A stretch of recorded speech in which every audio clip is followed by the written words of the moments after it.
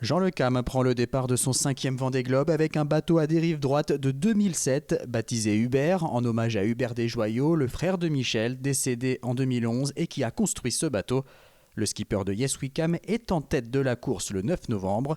Puis arrive la tempête Theta. Avec Alex Thompson, ils sont les seuls à naviguer près de son centre. C'est assez copieux quand même comme situation, mais bon, écoute, on fait avec ce qu'il y a. John Le Cam, my God, he is unbelievable. You know, to be where he is with that boat at his age, unbelievable. Dans la descente de l'Atlantique, Jean Le Cam est toujours dans les 4 premiers, légèrement en retrait par rapport à Charlie Dalin, Thomas Ruyant et Alex Thompson, jusqu'à ce que ce dernier soit victime d'une avarie. À l'approche du Cap de Bonne-Espérance, il est à la lutte pour la 3e place avec Kevin Escoffier. Le 30 novembre, le skipper de PRB fait naufrage et se retrouve seul dans son radeau de survie. Après d'interminables heures de recherche, Jean Le Cam retrouve Kevin Escoffier et l'embarque sur son IMOCA. Le duo vivra ensemble une semaine à bord jusqu'au transfert de Kevin Escoffier sur la frégate le Nibose. Bisous Macaille, merci. Salut. Jean Le Cam se retrouve de nouveau seul et c'est à ce moment qu'il découvre une sérieuse avarie sur son bateau. Une partie de la coque est délaminée, elle bouge et craque. Il parvient à réparer mais avec l'angoisse que ça ne tienne pas. 6e au Cap Lewin, le voici dans le Pacifique. Sa réparation sur la coque lâche, il répare à nouveau.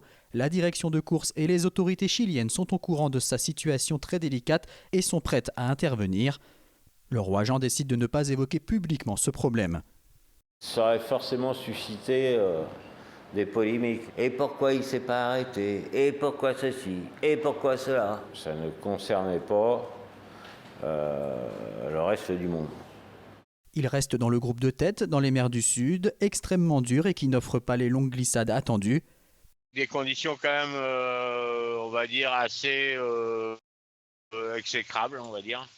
Parce qu'on a eu quand même cette année un sud très très difficile. Les conditions au Cap Horn sont très musclées, il le franchit en 6e position. Toujours en embuscade juste derrière les leaders, il navigue très souvent à proximité de Benjamin Dutreux et Damien Seguin. On est comme ça, on peut pas se quitter en fait. Il y a un truc, voilà, c'est un pacte. La remontée de l'Atlantique se fait toujours avec cette épée de Damoclès au-dessus de sa tête et la crainte que le bateau ne tape trop fort dans une vague et détruise en miettes la réparation qu'il ne pourra pas faire une 3e fois. Chaque jour, tu te dis, il ne faut pas que ça tape.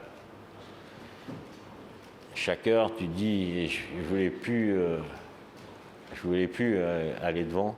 8e au 2e passage de l'Équateur, Jean Le Cam envisage une fin de parcours plutôt calme, sans forcer, jusqu'à ce qu'il apprenne qu'avec ses 16h15 de compensation obtenues pour le sauvetage de Kevin Escoffier, il peut accrocher la 4e place. On me dit, mais tu sais que tu peux arriver devant Boris Herman. Boris Herman, il a à peine d'âge devant, tu vois. Et en fait, ça s'est réduit comme peau de chagrin, j'ai l'impression. Je n'ai pas tout suivi, hein. On ne peut pas tout suivre non plus. Hein.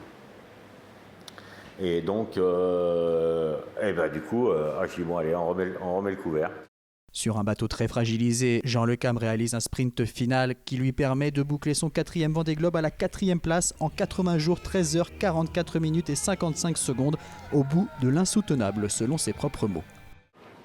Hubert m'a ramené et moi, je l'ai aidé à me ramener.